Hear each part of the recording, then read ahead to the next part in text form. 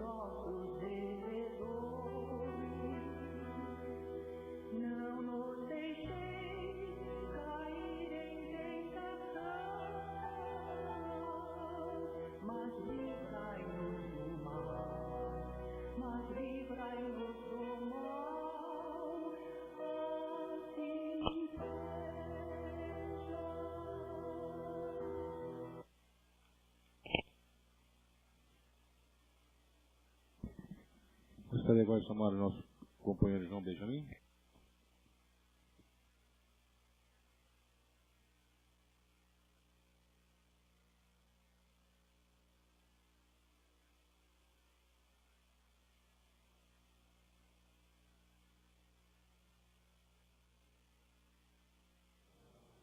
Rogo a Jesus que nos abençoe, nos ilumine, que possamos melhorar a nossa percepção para assimilar e reter a lição de hoje, que nós vamos falar um pouco sobre Jesus, não muito porque o tempo é pouco, mas é sempre importante falar de Jesus, para que a gente se sinta amparado por Ele e nunca esmoreça na nossa caminhada.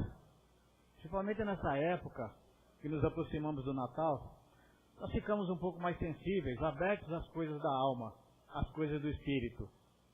E é muito natural isso, porque os espíritos superiores, nessa época, considerando a nossa vibração, que melhora um pouco o padrão, os espíritos superiores, eles se alinham e se estreitam mais em volta do nosso planeta, do nosso orbe.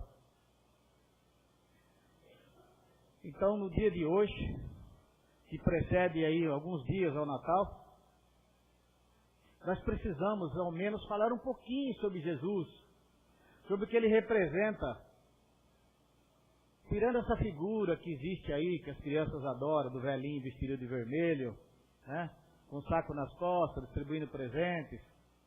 Isso é muito bom para as crianças, mas é muito importante também nós conciliarmos isso com o verdadeiro significado do Natal, que é o aniversário do Mestre, que é o aniversário de Jesus, o espírito de maior evolução que veio ao nosso planeta até hoje. No tempo de Herodes, rei da Judéia, havia um de nome Zacarias. A sua esposa se chamava Isabel. Os dois já tinham idade avançada e não tinham filhos, porque Isabel era estéril. E certo dia, Zacarias estava procedendo às cerimônias do templo de Jerusalém, porque naquela época, segundo a lei mosaica, os sacerdotes, Zacarias era um deles, Eles se reuniam em grupos e revezavam para os trabalhos e para as cerimônias do templo. E este, naquele dia, era o grupo ao qual Zacarias era ligado, que estava procedendo às cerimônias do altar. Eles faziam a cerimônia do incenso, faziam orações lá no altar, preparando o templo para que depois eles abrissem as portas para o povo entrar. Enquanto isso, o povo ficava rezando lá fora. Mas eis que Zacarias está ali diante do altar e à sua direita aparece de pé um anjo. E Zacarias ficou muito assustado. É natural, qualquer um de nós que tem a visão de um espírito de um outro plano, desencarnado, né? Ficaria também. Mas anjo, na linguagem do Evangelho de Jesus, nós devemos entender como espírito bom e sábio, espírito superior. Só que eles falavam que era um anjo, chamavam de anjo. E esse anjo aparece à direita do altar, ali de pé na frente de Zacarias. Ele fica muito assustado. E o anjo disse: não fique com medo. Eu vim para dizer que o seu pedido foi atendido. Sua mulher ficará grávida. Ela terá um filho. E você dará a ele o nome de João. E Zacarias naquele momento disse: mas eu já tenho idade avançada. Minha mulher é velha. Como poderemos ter um filho? Ele disse: só porque você duvidou, não teve fé suficiente para acreditar no que eu disse. Eu venho da parte do Senhor, mas você não acreditou em mim. Então ficarás mudo até o dia que tudo isso acontecer. Eis que de repente Zacarias perde a voz e não fala mais. Quando ele sai do templo e o povo está lá fora esperando, eles percebem que Zacarias estava diferente. Ele tinha visto uma visão, alguma coisa tinha acontecido com Zacarias, mas ele queria dizer o que aconteceu e não conseguia porque estava mudo. Aí ele vai para casa. Daí uns tempos, Isabel fica grávida. Esperava um filho. Por volta do 6º mês da gravidez de Isabel, Maria, mãe de Jesus, também recebe uma visita, a visita de um anjo. Mais uma vez uma comunicação mediúnica, mais uma vez o contato do plano invisível com o plano material. Ainda tem pessoas que abominam a doutrina espírita dizendo que nós nos comunicamos com os mortos e que por conta disso nós estamos equivocados. Vejam, o cristianismo primitivo, verdadeiro, é esse que está aí. Está no Evangelho de Jesus, está na Bíblia. Essa comunicação entre os dois planos sempre existiu e sempre vai existir. Porque são espíritos que estão no físico, estagiando no físico, que estão se comunicando com espíritos fora do físico. Espíritos encarnados. Então esse anjo aparece para Maria e disse: você é cheia de graça. Feliz. Porque você terá um filho, ele será chamado Filho do Altíssimo. E você dará a ele o nome de Jesus. Ela disse: mas como posso ter um filho se ainda estou apenas prometida para José? Ele disse: não se preocupe com isso. O Senhor se encarregará das coisas. E ela, mais do que depressa, foi correndo visitar sua prima Isabel, a mulher de Zacarias, que eram primos. Chegando na entrada da casa, ela saúda Isabel. Isabel dá um grito, e lá diz no Evangelho: Isabel fica cheia do Espírito Santo. E o filho dela, no ventre, mexe-se com um sentimento que ela sentiu como de alegria. Quando no Evangelho de Jesus fala ficou cheio ou cheia do Espírito Santo, quer dizer mediunizado. Esse é o termo que no Evangelho de Jesus as palavras simbolizam isso. Ela, através da sua mediunidade, Isabel, sentiu que Maria estava grávida já também. Isabel naquele momento disse: bendita é você entre as mulheres, Maria. Bendito é o fruto do teu ventre. Ela já sabia, sem Maria dizer nada, que Maria estava grávida. Estava esperando um filho. A Isabel continua e diz: não sou digna, não sou merecedora de receber em minha casa a mãe do meu Senhor. Veja que mediunidade aflorada que tinha todo esse povo que estava ali, Maria, José, todos aqueles que estavam à sua volta. Essa comunicação entre os dois planos que nós temos aqui, através da doutrina espírita, nos trazendo comunicações de todas as formas, através da psicografia, da psicofonia, da literatura. Nós não fazemos nada que não seja aquilo que o cristianismo primitivo já fazia. Que dentro do mosaísmo, das leis de Moisés, também eles faziam. Desde Abraão, considerado patriarca do povo hebreu, ele tinha comunicação com anjos, com espíritos superiores. Mas a confusão está em que alguns segmentos religiosos dentro do cristianismo acreditam que os anjos são seres à parte da natureza. Eles não acreditam que os anjos foram pessoas como nós, que passaram por aqui, por todos os estágios que nós estamos passando, até alcançar a morada dos espíritos superiores, ou dos espíritos puros. Eles acreditam que os anjos são à parte, não fazem parte da humanidade. Mas faz sim. Eles passaram por todas essas etapas que nós estamos passando. E Maria vai visitar Isabel no 6º mês de gravidez, ficou por lá em Belém mais 3 meses, e dá o tempo do nascimento de Jesus. Jesus nasce em Belém, mas não tinha lugar para ficar.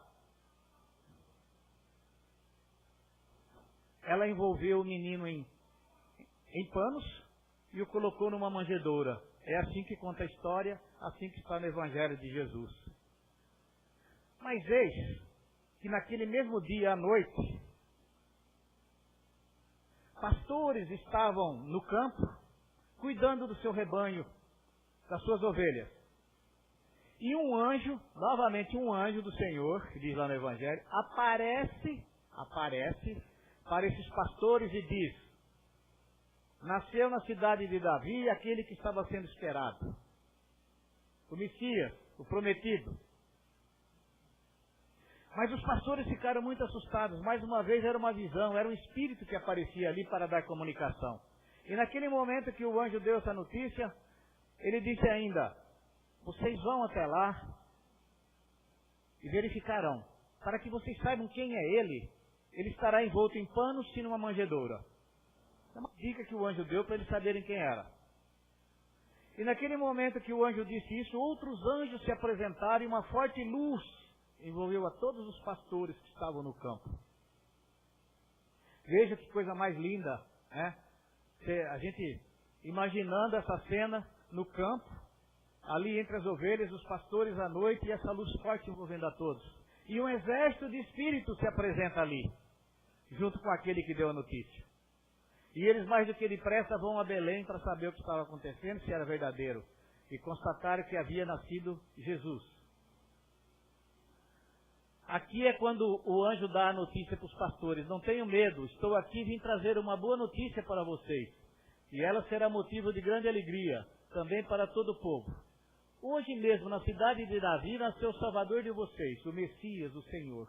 Cidade de Davi, que ele chamava, era Belém. Porque Maria e José, eles moravam em Nazaré. Mas por que eles foram parar em Belém se Maria estava grávida e por meses o filho aguardava o filho nascer?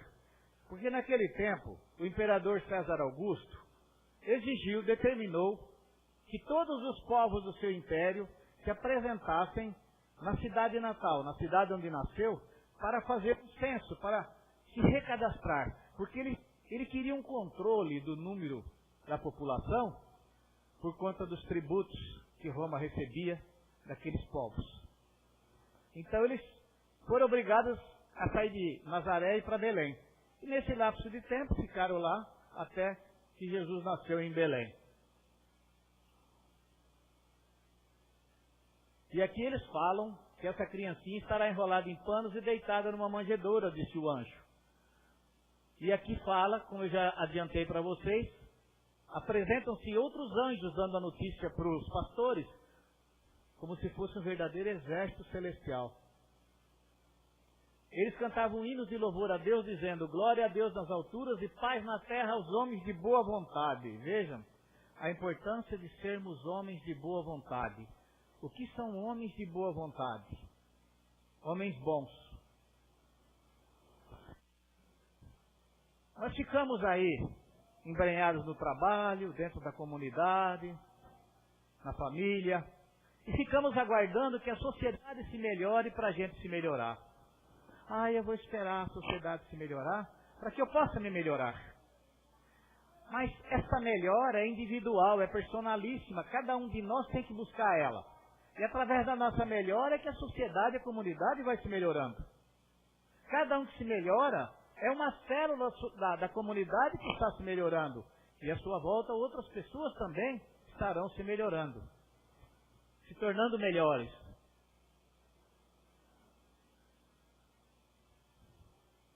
E Jesus é apresentado no templo para uma cerimônia de purificação, porque naquela época, de acordo com as leis de Moisés, quando nascia o primogênito, ele era apresentado no templo para essa cerimônia de purificação. E Maria e José foram até lá, no templo, para apresentar Jesus, que dizia a lei: todo primeiro filho será separado e dedicado ao Senhor. Tudo isso aqui, gente, conforme está anotado, está lá no Evangelho de Lucas, viu? No Evangelho de Lucas, no Novo Testamento. Lá nos capítulos 1 e 2, nós vamos ver falando do nascimento de João Batista, nascimento de Jesus. Está tudo lá. Eu estou trazendo para vocês o que está no Evangelho de Jesus. Então, em Jerusalém morava um homem chamado Simeão, e ele era bom e piedoso, esperava a salvação do povo de Israel. O Espírito Santo estava com ele, e o próprio Espírito lhe tinha prometido que antes de morrer, ele iria ver o Messias enviado pelo Senhor. Vejam essa linguagem do Evangelho. O Espírito Santo estava com Simeão. Quando eles falam Espírito Santo, é o guia espiritual. É o Espírito bom que o acompanhava. E esse Espírito bom já havia dado a notícia para Simeão de que antes de ele morrer, ele conheceria o Messias. Então ele ficou sabendo que Maria e José levaram Jesus para essa cerimônia de purificação e foi lá para ver este menino. E Simeão, quando viu o menino, os abençoou, né? E disse a Maria, mãe de Jesus: esse menino foi escolhido por Deus, tanto para a destruição como para a salvação de muita gente em Israel. Ele vai ser um sinal de Deus. Muitas pessoas falarão contra ele, e assim os pensamentos secretos delas serão conhecidos. E a tristeza como uma espada afiada cortará o seu coração, Maria. Veja, ele estava profetizando, já dizendo tudo o que ia se passar com Maria e com Jesus. Vejam a mediunidade aí, aflorada em todas essas pessoas. A mediunidade ostensiva, todos eram médiuns. Se manifestavam através de comunicações que vinham do plano espiritual e eles passavam a... O Antigo Testamento, o Novo, que é o Evangelho, todas as obras da Bíblia estão ali, todas trazidas para nós através da mediunidade. De uma forma ou de outra, todos eram médios. Os profetas da antiguidade, chamados profetas naquela época, eram médios. Então vejam, aqui ele estava profetizando e dizendo tudo o que já ia acontecer, que ele sabia, através do Espírito Santo que estava com ele, que é o Espírito guia, o que ia acontecer com Jesus e com Maria. Mas Maria guardava tudo aquilo em silêncio no seu coração, porque ela não conseguia entender como mãe o que tudo aquilo significava. O que meu filho representa? Ela se colocava no lugar de mãe e se sentia temerosa. E silenciava. E sua mãe lhe disse: meu filho, aqui é o seguinte, gente, para vocês poderem entender a sequência. Jesus apareceu novamente, depois que ele foi levado para a cerimônia de purificação. Ele aparece no Evangelho somente 12 anos depois. Se dá notícia dele. Com 12 anos, eles foram para Jerusalém, todo ano na Páscoa eles iam para lá, para o templo, para cerimônias da Páscoa e tal, todas as famílias iam para lá. E eis que retornaram para casa, Maria, José, os parentes, os amigos, e quando chegaram em casa perceberam que Jesus não estava. que Jesus não voltou com eles, mas eles achavam que Jesus estivesse ali junto com outros parentes ou amigos, voltando para casa. E 3 dias depois, voltaram lá para o templo e encontraram Jesus, com 12 anos, estava lá, trocando ideias, passando ensinamentos, fazendo perguntas aos doutores da lei, que eram os homens que ficavam dezenas de anos estudando a Bíblia para poder passar adiante a lei de Moisés, que eram 5 obras do Antigo Testamento. Eram verdadeiros mestres, eles conheciam tudo da Bíblia, mas tudo, quando se trata de religiosidade, é uma questão de interpretação. Muitas pessoas leem um livro, leem uma obra, mas não conseguem compreendê-la com o espírito, com o coração. Não basta eu ler uma obra e interpretá-la literalmente. Eu tenho que levantar a letra morta e buscar a simbologia, o significado do espírito daquela letra. E é isso que faltava bastante para o povo daquela época. E também para alguns, para a maioria dos doutores da lei. E é isso que a doutrina espírita procura fazer, levantar o espírito da letra morta para poder compreender a simbologia de tudo isso e passar adiante. Aí eles voltam lá para o templo de Jerusalém, encontram Jesus com os mestres. Meu filho, por que foi que você fez isso conosco? 3 dias depois eles estavam preocupadíssimos, né? O seu pai estava muito aflito procurando você. Jesus respondeu, por que vocês estavam me procurando? Não sabia que eu devia estar na casa de meu pai? Mas eles não entenderam o que ele disse. Veja a linguagem espiritualizada do mestre. Ele vivia somente das coisas do espírito. O físico era apenas um móvel de que ele se valia para permanecer conosco por um determinado tempo. Mas o espírito se sobrepunha ao físico quando se tratava de Jesus. Ele não tinha interferência da matéria. Por isso sua linguagem era inteiramente espiritualizada. E o povo confundia as coisas. Quando ele falava, eles achavam que ele estava falando das coisas da matéria.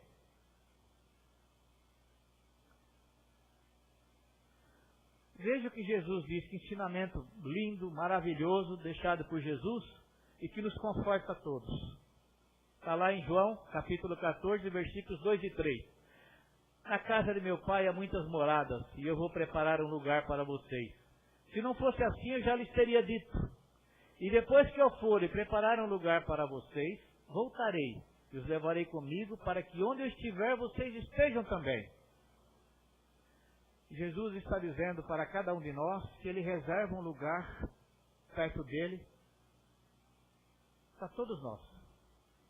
Tem um lugar no seu coração para cada um de nós. Aí eu faço aquela pergunta, e nós? Será que nós temos um lugarzinho em nosso coração para Jesus? Como está Jesus hoje na nossa sociedade? O que representa Jesus hoje para nós? Se Ele reserva um lugar para nós, diz que nós não ficaremos sozinhos, que Ele iria e voltaria para ficar conosco. Ninguém está abandonado, ninguém está só. Todos nós estamos amparados pelo alto. E o nosso guia espiritual maior é o Mestre. Quando Jesus disse isso, Tomé, né? O famoso Tomé, que cada um de nós tem um pouquinho dele, né? Aquela desconfiança, aquela incerteza, aquela insegurança da nossa fé, que é titubeante, né? Todos nós, é natural isso, considerando o nosso grau de evolução, somos espíritos imperfeitos, que precisamos ainda fortalecer a nossa fé, para poder caminhar melhor. Então Tomé perguntou, Senhor, nós não sabemos onde é que o Senhor vai, como podemos saber o caminho? Jesus respondeu, eu sou o caminho, a verdade e a vida. Ninguém pode chegar até o Pai senão por mim. Jesus sempre falando de uma linguagem bastante espiritualizada, e eles achavam que Jesus estava falando que ia para um outro lugar aqui, no mundo material. E eles perguntavam entre si, para onde será que ele vai? Será que ele vai para a Grécia ensinar os gregos? Ninguém conseguia compreender com profundidade o que o mestre falava. Precisava abrir o coração para poder entender. Abrir a alma, né? E ele disse, eu sou o caminho, a verdade e a vida. Nós percebemos hoje, através de tudo que ele deixou, dos seus ensinamentos, dos seus exemplos, do seu evangelho, essa cartilha do bem viver, que realmente, se acompanharmos aquilo que Jesus ensinou, pregou e pediu para nós encontraremos o caminho. Ali está toda a verdade que nos liberta e ali está a vida. Mas por que a vida? Jesus disse, eu vim para que tenham vida, mas vida em abundância. Porque o povo judeu acreditava que existia uma segunda morte, além da primeira morte física. A primeira morte é a morte natural, a morte física. E a segunda morte, eles achavam que o espírito também morria por força do pecado cometido. Quando na verdade nós aprendemos através da doutrina espírita que o espírito não morre, o espírito é imortal. Mas então como se explica essa segunda morte que o povo achava que existia naquela época? Nós estudamos na doutrina espírita e através desses estudos sabemos que alguns espíritos perdem a sua forma perispiritual. Ou seja, seu perispírito se modifica, movido pelo ódio, pelo rancor, pelo sentimento de vingança, pela perseguição letal a alguém encarnado ou desencarnado, ele consegue se modificar e se transforma num pequeno óvulo, pequeno ovo. E aquele ovo é a modificação do corpo perispiritual do espírito e não a morte dele. E aquilo também é coisa que é temporária. Esse ovoide, ele se agarra àquele de quem ele sente ódio, por quem ele sente ódio, e ali ele fica colado. Não deixa ele livre, fica ali como se fosse algo grudado, algemado àquele espírito. É isso que nós chamamos, em alguns casos, de obsessão profunda, os ovoides. Mas isso é só a modificação do perispírito, gente, não é a morte do espírito.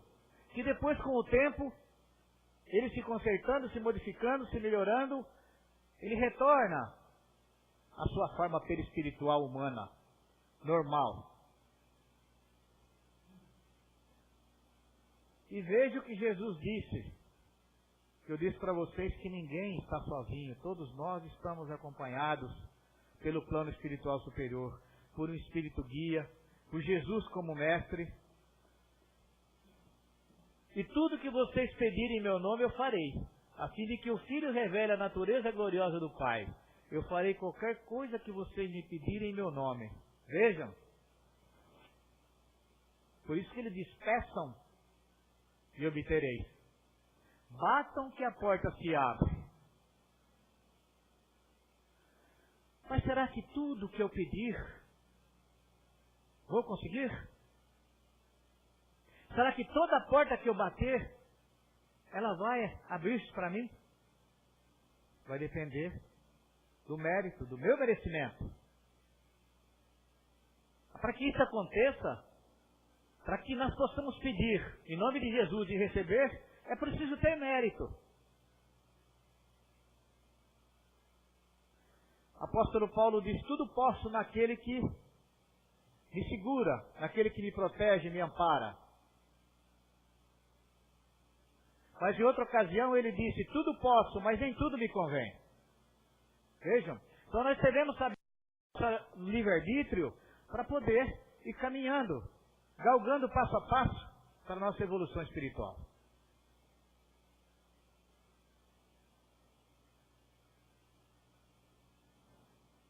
E Jesus continuou, se vocês me amam, obedeçam os meus mandamentos. Eu pedirei ao Pai, e Ele lhes dará outro Consolador, o Espírito da Verdade, para ficar com vocês para sempre. O mundo não pode receber esse Espírito, porque não o pode ver nem conhecer. Mas vocês o conhecem, porque Ele está com vocês e viverá em vocês. João, capítulo 14, versículos 15 e 17. Quando Jesus promete esse Espírito Consolador, esse Espírito de verdade, Ele está falando de toda essa falange de Espíritos superiores que estão aí em comunicação conosco. E o Espírito da verdade é o mestre que está liderando toda essa falange, todo esse exército de Espíritos bons e sábios. Por que nós não podemos vê-lo? É um Espírito. É um Espírito. Então, todos esses Espíritos que estão aí, às vezes, são vistos através da vidência de alguns médiuns. Mas com a nossa visão física, nós não conseguimos ver. Mas essa população está aí. Estamos aqui na palestra, espíritos estão aqui cuidando de cada um de nós. Antes de entrar na Câmara de Passes, eles já sabem de antemão o que precisamos. Eu sempre lembro do seu Vilton Filipelli, eu sempre repito isso. Ele estava dando uma palestra aqui, e durante a palestra ele perguntou, hoje é dia de trabalho? Aí disseram que sim. Ele falou, por isso que os espíritos estão aí com as pessoas, colocando a mão nas suas cabeças, tratando e cuidando das pessoas. Ele tinha evidência, ele viu isso. Os espíritos já estavam cuidando das pessoas que estavam no auditório, como vocês estão agora. Como todos estamos aqui. Então veja, quando nós entramos para lá, o trabalho já está praticamente iniciado aqui. Muitas coisas são resolvidas aqui. Por isso que Jesus diz, pode pedir, tudo que vocês pedirem em meu nome, vocês vão conseguir. Devemos trabalhar para isso.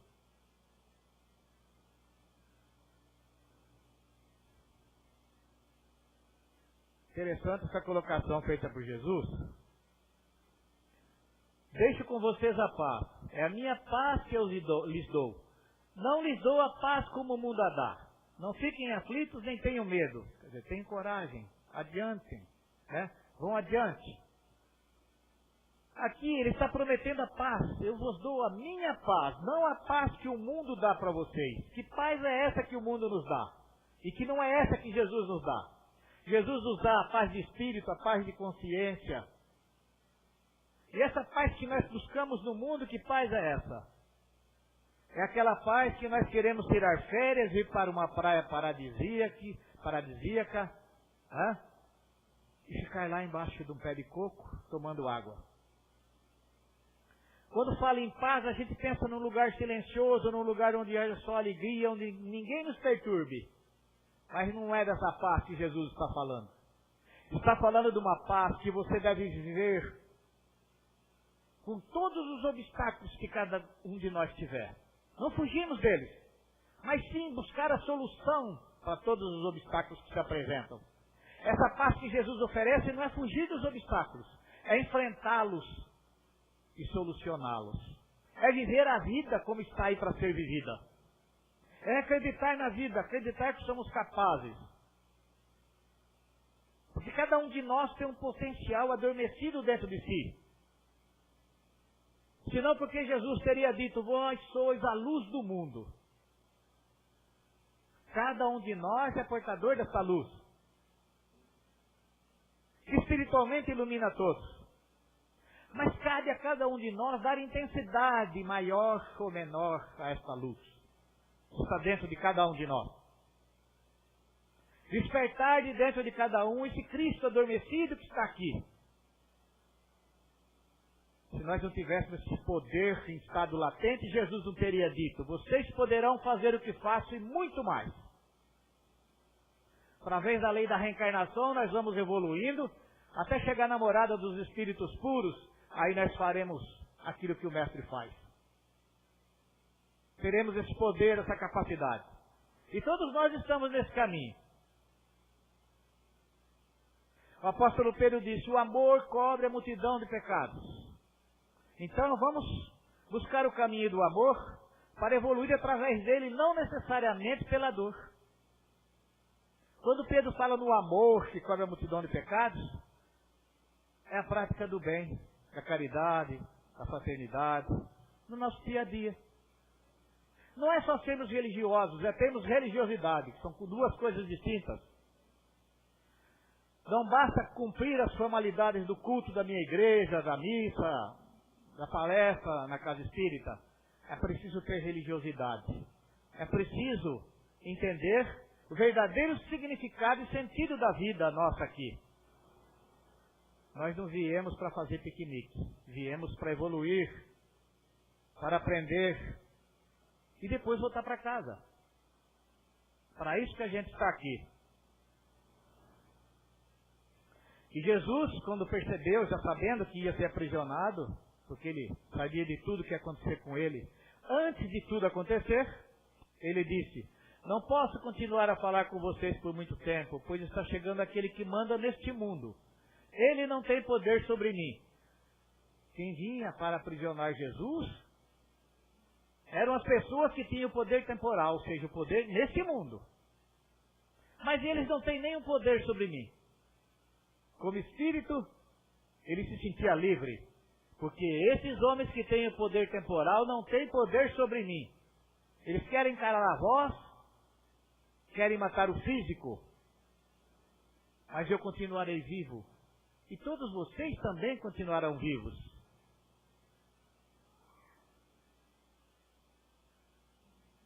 Veja essa comunicação, esse ensinamento deixado por Joana de Ângeles, que é o guia espiritual de Divaldo Pereira Franco, médium baiano, muito conhecido, palestrante um orador que faz palestras pelo mundo todo. E quando ele faz palestra, que às vezes ele fica mediunidade, ele recebe comunicações do Dr. Bezerra de Menezes. Vai na Inglaterra, ele recebe comunicação de espíritos e fala em inglês sem conhecer a língua. E em todos os países que ele vai, ele fala naquela língua do país, às vezes, né? Sem conhecer aquela língua, através de espíritos que se comunicam por ele, através da sua mediunidade. Então veja o que ela diz aqui. Ninguém foge aos desafios da vida, que são técnicas de avaliação moral para os candidatos à felicidade. Todos nós somos candidatos à felicidade. Então ninguém pode fugir dos desafios da vida. Uma vez na vida, sempre na vida. Se alguém quiser fugir da vida física, vai bater de frente com a vida real, que é a vida verdadeira, que é a vida espiritual. Aquele que quiser voltar antes para casa, abreviando a vida física aqui, não adianta. Vai adiantar-se e bater com a cara na porta. Porque chegou antes da hora. Não tinha cumprido ainda as suas obrigações aqui. Então vamos cumprir as nossas obrigações e deixar que o tempo se encarregue do dia para a gente voltar para lá. E ela continua dizendo, parentes difíceis, amigos ingratos, companheiros inescrupulosos, não são acontecimentos casuais no teu episódio reencarnacionista. Então nada é obra do acaso. Nessa época nós nos reunimos com os nossos parentes, com os nossos amigos, mas às vezes não nos reunimos. Por conta de desavenças do passado. Por quê? Às vezes nós tratamos os nossos amigos como amigos e tratamos os nossos parentes, os nossos mais chegados, como desafetos.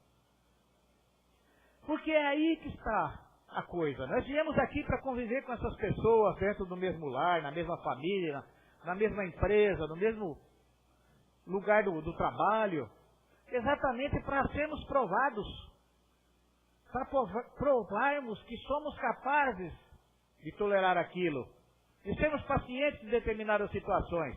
Mas tem pessoas que nos tiram do sério. Tudo bem, existem. Por quê? Porque todos nós somos imperfeitos. O orgulho, às vezes, ele embaça a nossa razão. E a gente mete os pés pelas mãos. Então é preciso ter humildade de coração. Se eu não posso perdoar o meu inimigo, tudo bem. Mas o que eu devo fazer para minimizar, para suavizar, abrandar isso? Só pelo fato de eu não desejar o mal a ele, já é uma espécie, meio caminho do perdão. Não vamos mandar flores aos nossos inimigos. Não é isso que Jesus quer. Ele sabe que não somos capazes de fazer isso. Não adianta a gente dizer que é preciso amar o meu inimigo como eu amo o meu amigo, o meu parente. Não é possível isso no nosso grau de evolução. Mas nós podemos conviver com isso sem guardar rancor, sentimento de vingança em nosso coração e sem desejar o mal a esses supostos inimigos. É assim que nós devemos proceder. Mas na teoria é tudo muito fácil, na prática é diferente. Mas nós somos perfectíveis. Se não der nessa existência, em outras existências nós vamos nos reencontrar e vamos eliminando esses equívocos e vamos nos unindo pelos laços do amor. Eu perdoo o meu inimigo quando ele vem numa outra existência como meu filho. A mãe embala no colo, no seu colo, o inimigo do passado que hoje é seu filho. Ela está perdoando o seu inimigo sem perceber. Aí está a sabedoria divina. através das existências sucessivas. É assim que ocorre o perdão e nós nem percebemos. A beleza e a sabedoria divina se encarrega disso. Então vamos cerrar os nossos olhos por uns minutos, quem quiser, só para facilitar a nossa concentração. Quem não quiser pode ficar de olhos abertos. Aproveitar para agradecer ao Senhor da vida e a Jesus, nosso querido amigo e mestre, pela oportunidade de estarmos reunidos aqui mais uma vez para falar do seu Evangelho, mestre. Vós que disseste, onde estiverem reunidas 2 ou 3 pessoas em meu nome, estarei entre elas. Rogamos a vós, querido mestre, que esteja entre nós. Que nos envolva neste momento com as suas vibrações de amor, de paz, de união, de harmonia, de alegria e de progresso. Que cada um de nós neste momento possa receber um lenitivo para o corpo físico, para o corpo espiritual. Que toda nocividade, porventura estagnada em nós, possa ser retirada deste momento pelos trabalhadores da sua bendita seara, mestre. E que essa nocividade seja levada para o cosmos e lá seja reciclada e reutilizada para o bem.